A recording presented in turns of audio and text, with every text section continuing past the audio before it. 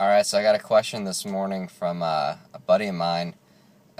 He's in the Army. He's just started following Outlaw programming. So he's doing military PT plus all of the Outlaw volume, which is kind of stupid. We'll just put it this way. So neither program is designed to have any additional work done.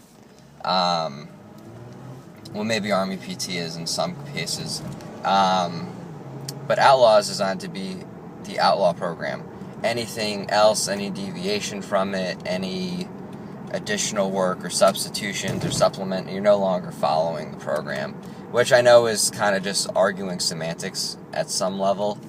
But when programmers, and this isn't to say that like Rudy Nielsen is the end-all be-all or like a super genius or always right, but when he writes his programs, it's designed for that is the work that the athlete's doing.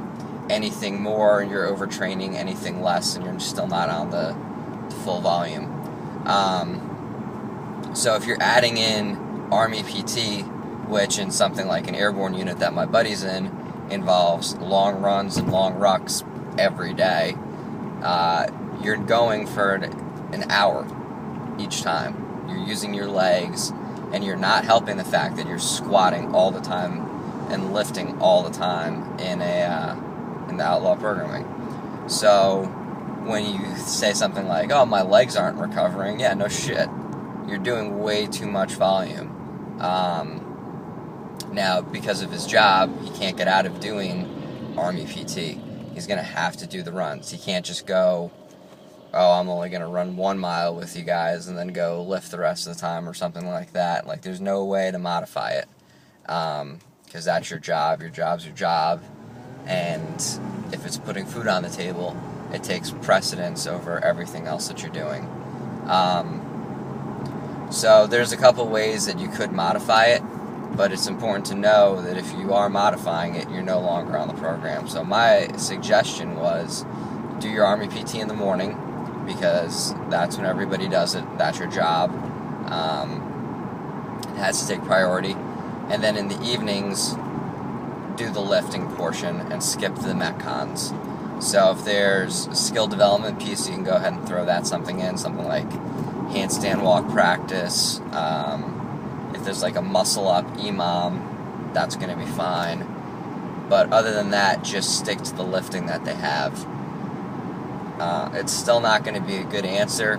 Some weeks it'll work out perfectly. Some weeks it'll work out terribly. And really, you just got to see how well you can recover from that.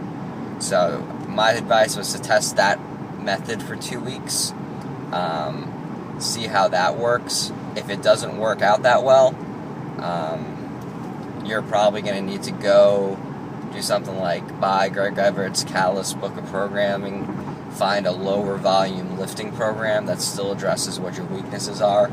So something like if you have good pulls but a terrible overhead stability, find something that has a lot of more snatch balances than snatch pulls, and use that as your supplementary work to Army PT, so that you're still getting a wide basis of fitness. It's not a good solution, it's just finding a better solution. The other thing is that is a very, very high volume program. And I oftentimes caution military guys away from doing something like their PT plus SEAL Fit or their PT plus really like Rob Shaw or any of these other high volume operator programs, because of the fact that you're doing just a lot of work. It's not I'm getting better, it's not I'm PRing all over the place, it's just I'm doing more and more and more and more and more. And that's not going to make you better for whatever your goal is. Unless your goal is to just feel like shit all the time, have low testosterone and everything else like that. And the other thing to take into consideration, if you're a military guy and trying to follow a competitive athlete program, well, 2 more things is, 1, you're not a competitive athlete, you're a competitive stay alive and combater. So know that your performance is going to suffer because of the nature of your job. That's just fact. It's a reason why in 2008, 2009, you saw a lot of military first responders doing well at the CrossFit Games, and now you're seeing a zero because they can't. There's too much other shit going on. And the other thing is, your weeks are going to vary greatly. So there'll be some weeks where you don't have that much going on at work, and you're able to get some decent amount of sleep at night. You're able to recover from your training, and you might be able to handle Outlaw plus Army PT plus additional ruck marching plus all this other stuff because you're a freak athlete. But if you're having one of those weeks where every night you're woken up because a soldier got a DUI, you're planning for a big field exercise, there's a lot of stress going on, your ability to recover is going to suffer. So what you normally are able to handle, you might just be able to barely eke by getting through PT all the time.